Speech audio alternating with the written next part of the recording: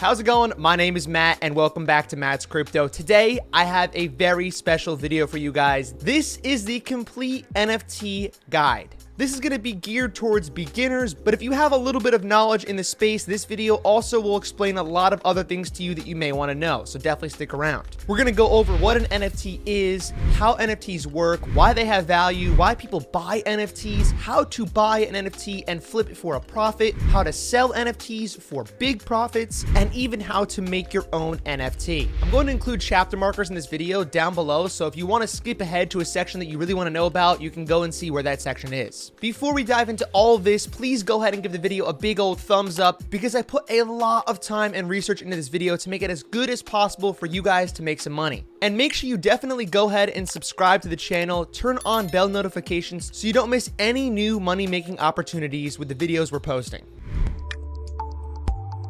Alright, to start off here, for all of you beginners, what is an NFT? You may have heard that NFT stands for a non-fungible token, but what does that mean? Simply put, it means that it's a unique asset and it cannot be replaced with something else. For example, Bitcoin is fungible. You can trade one Bitcoin for another Bitcoin and you have exactly the same thing. However, a one-of-a-kind trading card, for example, is non-fungible, meaning that if you took the one-of-a-kind trading card and traded it for a different trading card, you'd have something different. Okay, so we know now that an NFT is simply a unique asset that is not like anything else. The next step is that these NFTs are stored on a blockchain such as Ethereum or Solana. This is critically important as the Ethereum blockchain, or any blockchain really, allows each digital asset to be verified as one of one. In other words, the blockchain allows NFTs to be verified as unique and validate who owns that NFT. The next major question is, why do people buy NFTs? Like, why do they have any value? The quick answer to that question is that the value of an NFT equals verified ownership plus scarcity plus utility plus ownership history plus future value plus liquidity premium. But this is a beginner tutorial, so let's take a look at this Bored Ape right here. At first look, you might say, why on God's green earth would someone pay $150,000 for a literal JPEG picture of a cartoon monkey?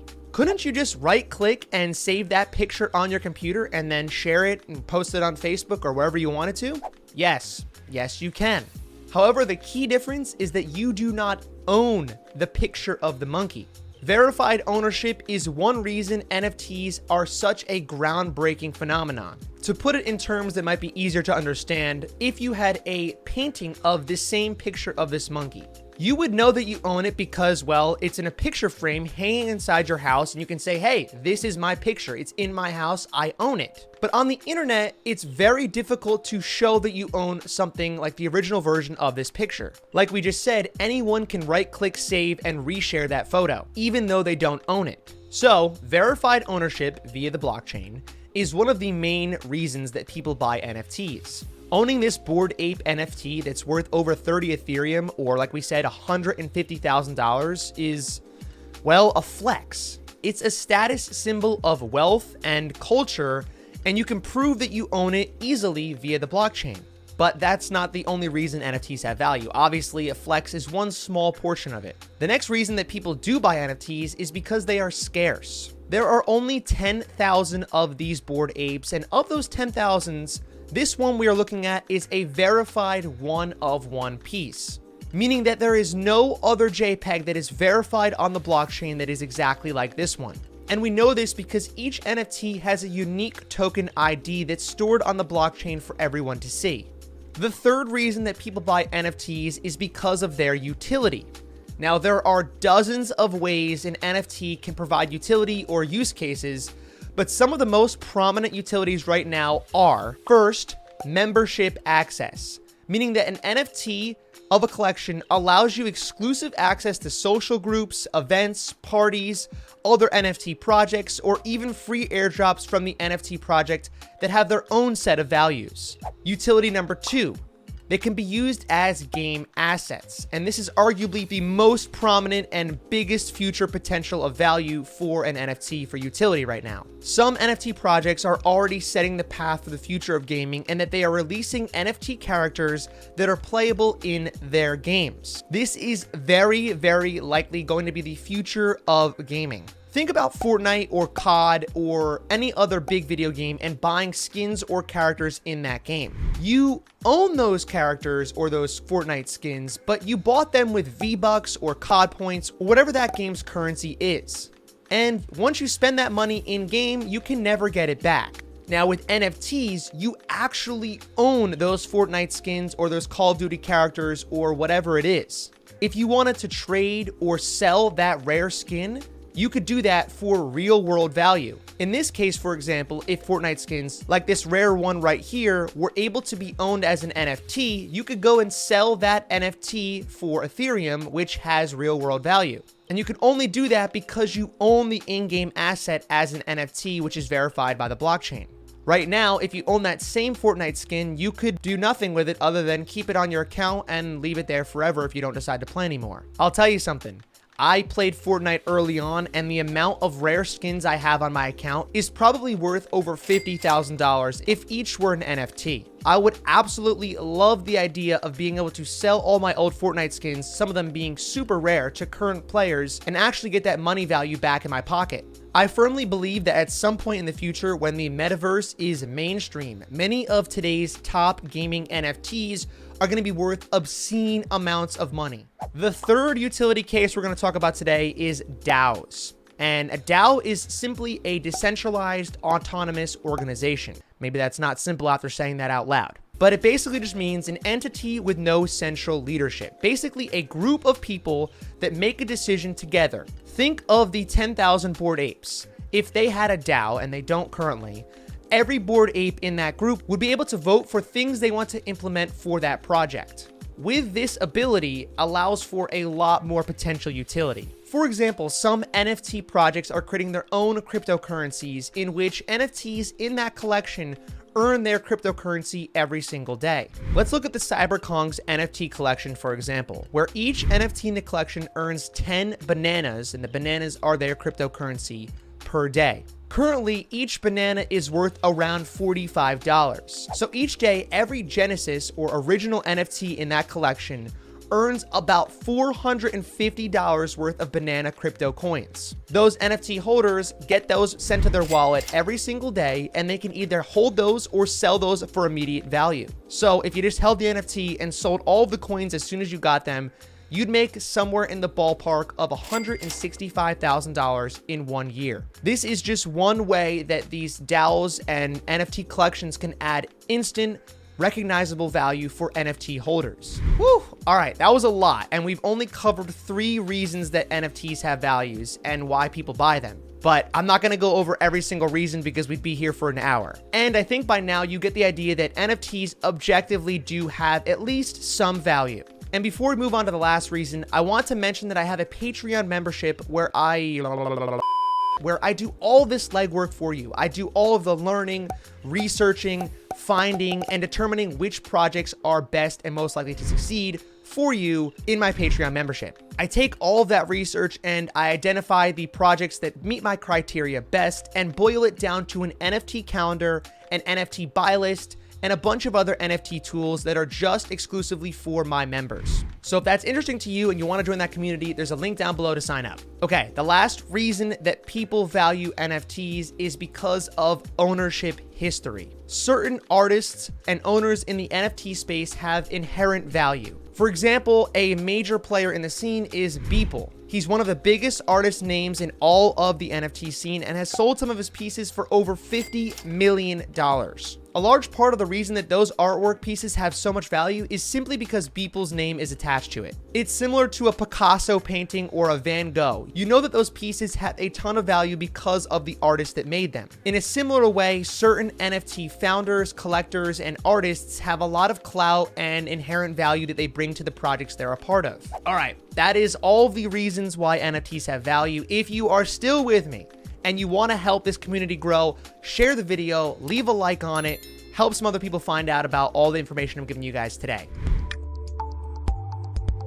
If you've watched this far, I imagine that you're getting excited about NFTs and probably want to see how to purchase one for yourself. So let's look into how to buy an NFT. And for this example, we're going to use the most popular platform, which is OpenSea, on the most popular blockchain at the moment, which is Ethereum. And before we can even go and purchase anything, we need to set up a digital wallet for you. And I highly recommend using MetaMask, not because I'm sponsored by them, and I'm not sponsored by them. I wish I was. But because everyone uses MetaMask, all these major platforms are using MetaMask, so I highly recommend that you use a MetaMask digital wallet. Let's show you how to set one up. Okay, so to get a MetaMask account, it's really quite simple. Go to metamask.io. I'll leave a link down in the description below to check that out. You're going to go ahead onto their website and click download now. Now you can have this as a Chrome extension or on mobile on iOS or Android, but I will say that if you are doing most purchases or mints or buying new NFTs, it's probably best to have the Chrome extension and do it on desktop, as the mobile apps on a lot of websites right now, connecting with mobile MetaMask is not the best experience. You can also install it on Firefox if you use that. If you use Edge, I don't know what you're doing, but Chrome or Firefox is what I would recommend. So I'm going to go ahead and install MetaMask on Chrome, click add to Chrome, add extension. Once you've added it, you can click get started, and this is where you're going to want to set up a new wallet if you don't already have one. You're going to click create a wallet, and then you'll click agree. You'll create a password. For this video, I'm going to create the one password and password. The next step here is critically important, so pay attention. You can click next here, and this is going to be your secret recovery phrase. This phrase right here, do not show this to anybody else. Obviously, for the sake of the video, I'm showing you this one, but I would never, ever, ever show this phrase to anyone else otherwise, because this is your only backup for your account. If anyone else gets access to this phrase right here on your wallet, they will have access to all of the funds in your wallet at any time. So what you want to do here is take this phrase, don't screenshot it, don't take a picture of it, don't save it on a Word document, write it down on a couple pieces of paper, and I say a couple, not just one, because if you lose this, you literally lose your account forever. So write it down neatly, make sure you can understand it, make sure it's on a firm piece of paper with good ink, then put it somewhere safe, ideally like a safe or a lockbox or something that is very tamper-proof, fireproof, waterproof, that you won't lose. We'll click next. So I'm going to go ahead and put the recovery phrase in order that I just wrote it down. Once you put it in correctly, click confirm, and there we are. There is our MetaMask wallet. Now, there's a couple things to walk through here. Because we're using Ethereum, the good thing is MetaMask is already set to the Ethereum mainnet, so you don't have to worry about changing the blockchain that you're on. If you want to go ahead and change your account name, you can click here, click account details. You can go here to name your wallet, whatever you want to name it. This is your QR code, so that if anyone wants to send you payments, you can just send them a screenshot of this. They can scan your QR code and send you payments directly to your wallet, or you can just copy your unique wallet address, which is this one right here. That is our unique wallet address. So if anyone wants to send us money, that is the address they'll send it to, and that money will come into your MetaMask account right here. Once you make any transactions, they'll show up here under this activity tab, and you'll see how much Ethereum you have in your account right here under assets. Now that we've set up our MetaMask account, we can come over here to our Chrome extensions, and you'll see MetaMask under your extensions. I would recommend pinning it to your extension tab and bring it over here so you always have it easily accessible. Let's go over to one of my favorite projects, the Doge Pound, and show you guys how to quickly buy an NFT. Now, this is a project that's a bit more expensive, so don't expect to buy this off the bat, but let's just say we want to go over here and buy this one right here.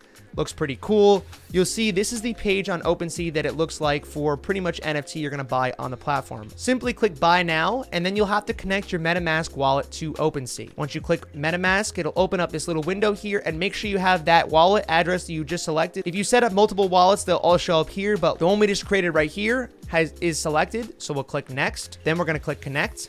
It's going to connect OpenSea to our MetaMask, and you can see right here that my wallet is now connected to OpenSea. So click buy now again, and it will bring us to the buy page. You can see the price, the US dollar value, which is quite a bit.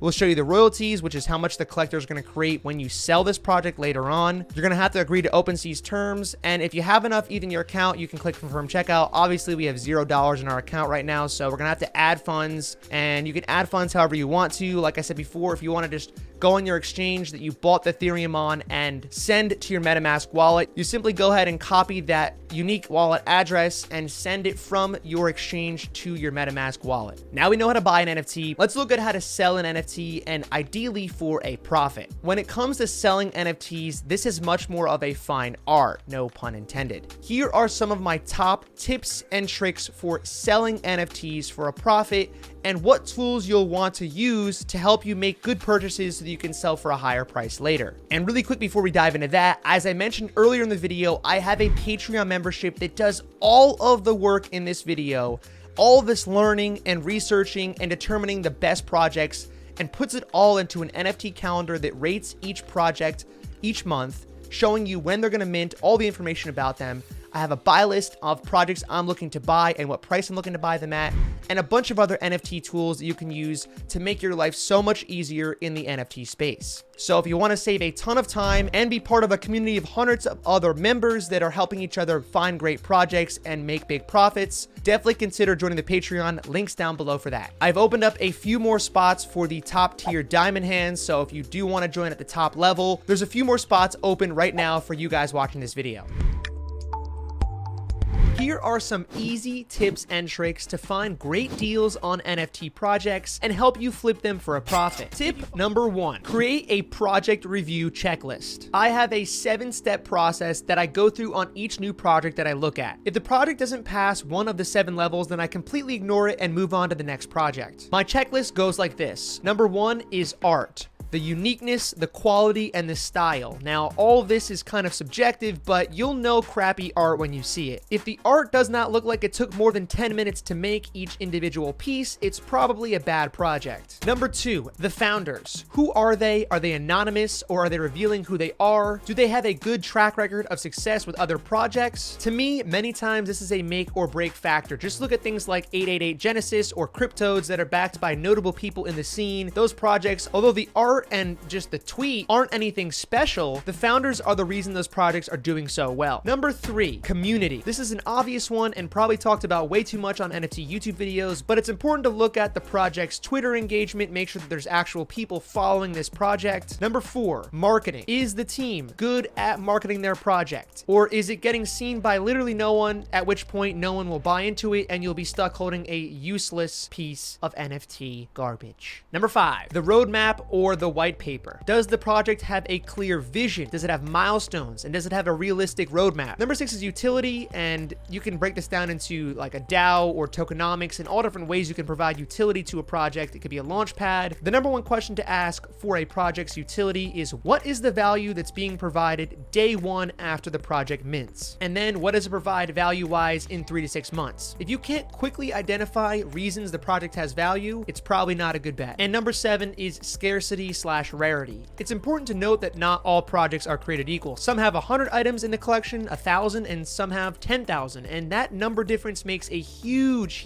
difference when flipping projects. For example, you can see here that the Fungi Genesis, which was mostly minted for around 4 ETH, are now up to 14 ETH floor, but you can only see that there's about 20 listed, and that's because there's only 100 of them, so the floor price for these should stay a lot higher because there's a lot less people that own them. And even though this is a brand new project, you can see that this floor is doing incredibly well compared to the mint price, as opposed to something like Mutant 8 Yacht Club, where it is a reputable brand. It's a blue chip that came off of Bored Ape, so it has value, but because there's almost 20,000 of these, the floor has declined over time and it's around the price that it was minted for. Okay, back to rarity and scarcity, which leads me into tip number 2, how to find great deals on floor priced NFTs. I've talked about it before and I'll probably talk about it again. Rarity.tools, and I'm not sponsored by the way, I wish I was, is an amazing tool to help you guys narrow down and find great deals much quicker than you're going to be able to do that on things like OpenSea or Solinar or any other major platform. A quick example here, I'm going to use the Doge Pound Puppies. You can see here I've toggled on the buy now on the filters and I've sorted it by price low to high. This basically shows us the lowest price NFTs that are available right now. You can see the floor price is 0.63 ETH, which is the lowest one right here. The simplest way to go about it is to look at the overall rarity score, which is up top here.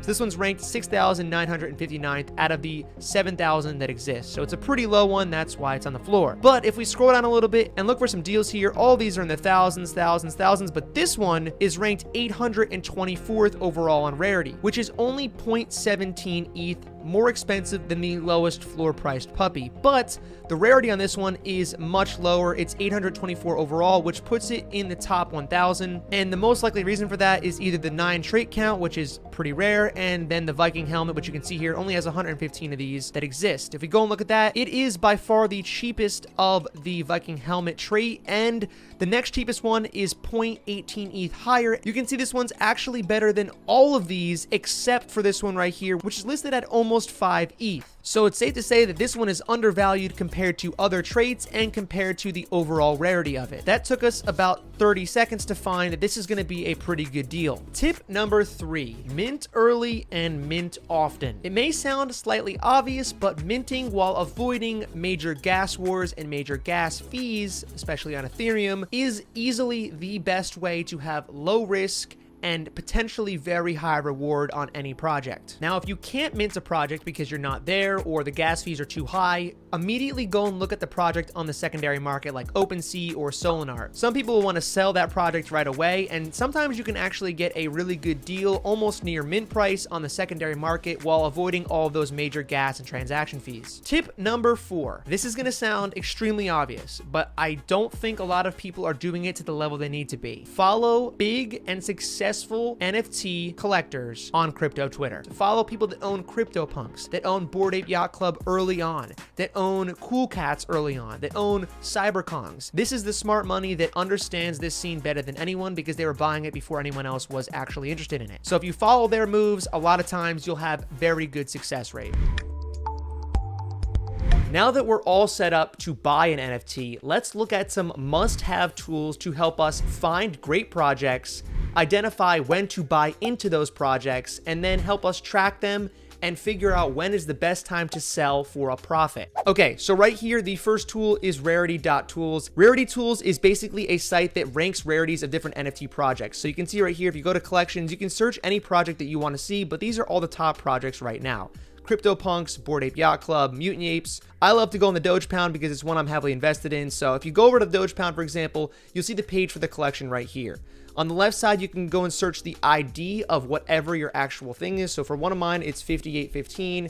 And type it in, and there you go. You can see my rarity rank is 867 overall. That's pretty good because there's 10,000 of these Doges in the collection, so it's a top 9% Doge based on its traits. And you can see the floor prices of each of those traits. So for your gold earrings, the lowest floor price for any gold earring trait is 3.85 Ethereum. That is one of its most rare traits. You can see right here, only 152 of all the dogs actually have that trait. So you can go and click that, and then if you go back here, you'll be able to sort all of the Doges in the collection by ones that only have gold earrings. And then if you click buy now to toggle on ones that are only for sale, you can see all of the ones that are for sale with a gold earring. Right now, it's sorted by rarity as default. So the most rare Doge is the number 38 overall Doge that has a gold earring. But if we want to sort by lowest to highest, you can then see the floor price of that trait. And like we said before, it's 3.58 Ethereum. Let's quickly look at another project real quick, the Bored Ape Yacht Club. For example, if you wanted to only spend a maximum of 50 Ethereum, you can type in 50 right there, and then it will sort all the collection by apes that are only under 50 Ethereum. You can see right here all the ones that are under 50 Ethereum,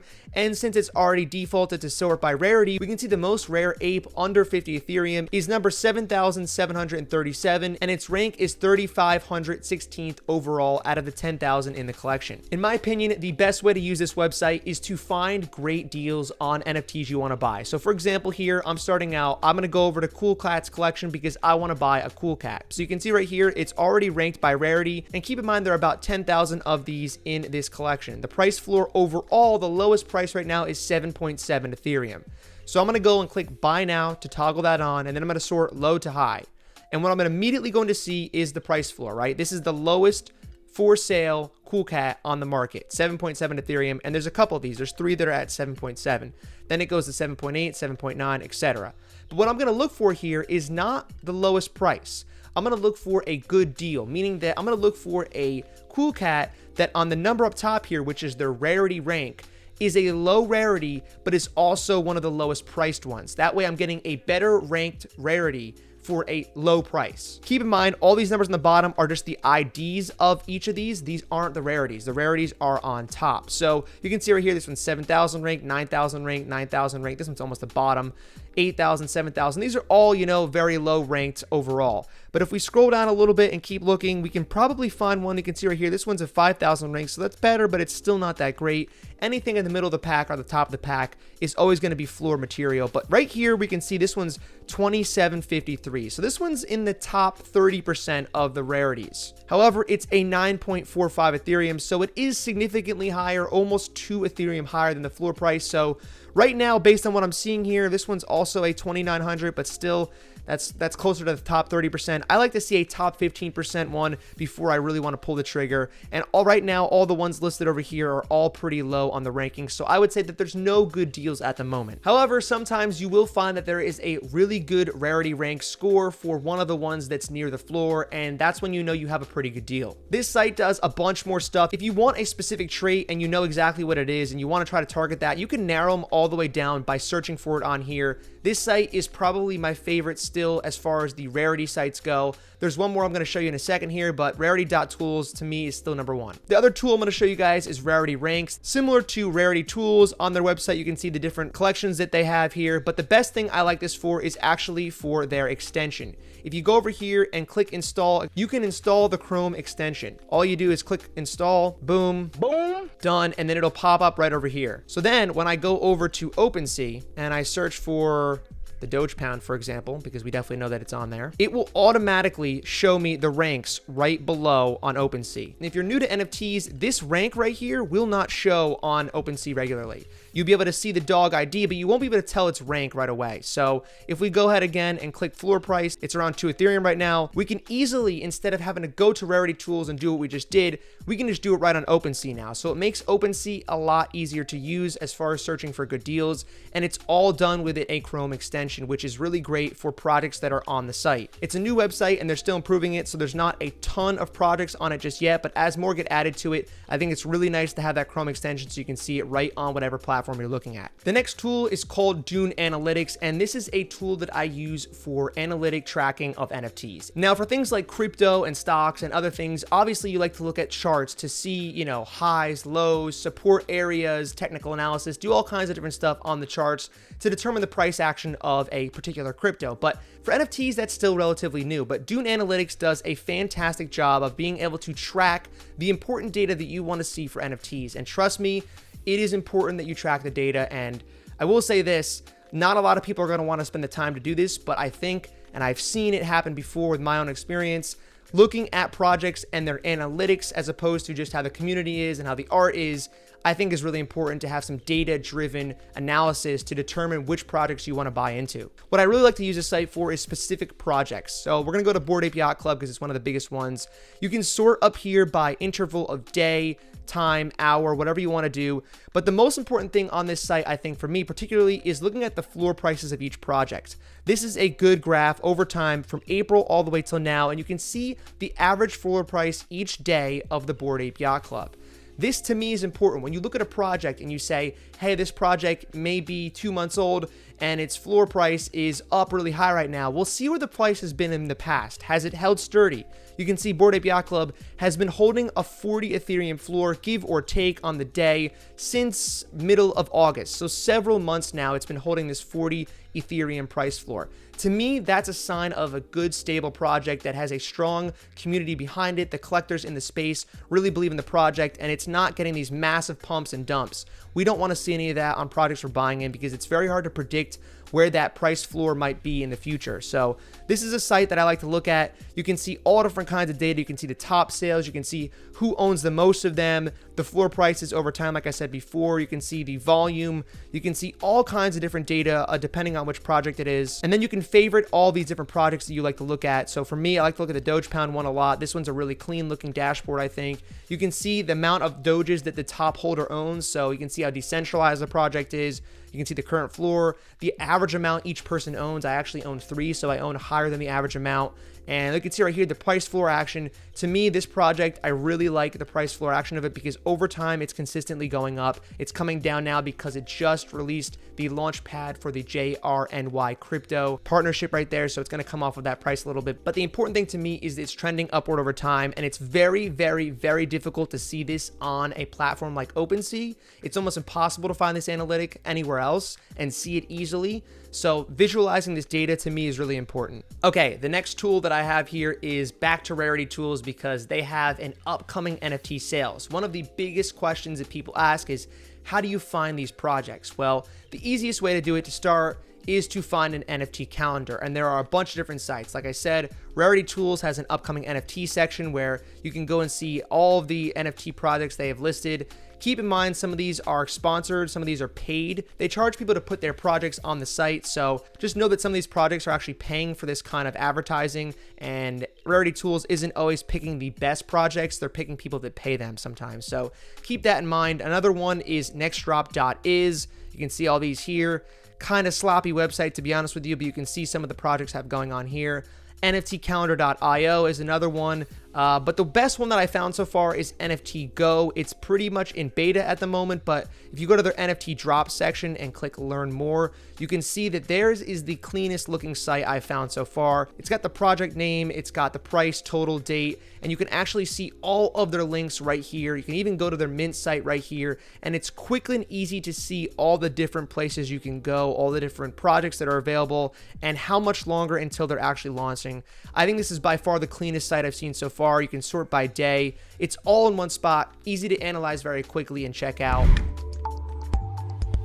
The last thing you might be wondering is, okay, how can I sell my own NFT? Although there are a bunch of different ways to sell NFTs, I'm going to show you the simplest and easiest one for if you only have a handful of different media pieces in your collection. If you have something like a 10,000 generative collection, like a profile picture collection, you're going to need to watch another video, but for this one, I'll show you how to walk through it really easy and quick. First, you'll want to head over to OpenSea.io, and then once you've logged into your account, you're going to want to click Create. OpenSea will prompt you with a signature request, which you're going to have to sign, and then you're going to be able to create a new item on the platform. Now, your NFT can be anything. It can be a JPEG, a PNG, it can be audio, visual, 3D models. It can even be a game. It can be pretty much whatever media you want to put on the platform. So for this example, we're going to go ahead and just use one of my thumbnails as a NFT example. You go ahead and name the item. We're going to name the item Airdrop. External link. This can link to any website you want to help the user learn more about the NFT itself. So we'll just put our YouTube channel as the external link. For the description section, you're going to want to put a detailed description. You can see right here for the Dogepound puppies. This is where the description is going to be for the listing. So just make sure you describe what your overall project is about, why it's unique, why it's valuable. The next part here is setting up your collection. This is going to be the collection that your item that you're creating right now, this single NFT, is part of. You can add properties, levels, stats, unlockable content, all kinds of different stuff. And if we go back to the Dogepound example, you can see the properties right here that the Dogepound has. It has background, eyes, fur, mouth, hair, hats, all different kinds of traits. This one only has 5 traits, but there could be up to, I don't even know, 10, 20 traits if you wanted to. So for this example, we're going to just put that it's a picture and it's a thumbnail. The next really important section here is the supply. How many NFTs are in existence? As we talked about earlier in the video, right now there is only the option to do one NFT, which is exactly what non-fungible token means. It's a one of one, so the supply will have to be one for now. Then you can go and choose which blockchain it's on. OpenSea only works with Ethereum, and by proxy it has Polygon, which is a faster gas-free experience. I am a big supporter of Polygon. I own a bunch of it, but for this example, we're going to put it on Ethereum because that's where most NFTs live right now. And that's it. You are literally done already. You can click create and you're going to have your first ever NFT created. There it is. And obviously it needs some work because we haven't made a collection setup yet. So it's currently on Untitled Collection 125888081. It's owned by me, as you can see. I'll have the ability to edit the NFT, or I can go and sell it on the marketplace right now for whatever price I want. There you go. That is actually how easy it is to set up and sell an NFT on OpenSea. Obviously, there are major limitations with this method. It's only one at a time, and you can't do any generative type content on here. It's basically whatever you have as a media file, you can upload and make it an NFT immediately. All right, that was a long video, and hopefully you watched all the way through. If you did, let me know you're a real one by commenting cookie down below in the comments. And if you've made it this far, you gotta smack a like on the video. Help us out, help the community grow, help the channel grow, and I hope you got a lot of value out of this content. If you did and you want to see more just like this, subscribe and turn on notifications so you don't miss any new videos where we help you guys make money for yourself. We'll see you guys all next time. Have a fantastic day. Take care.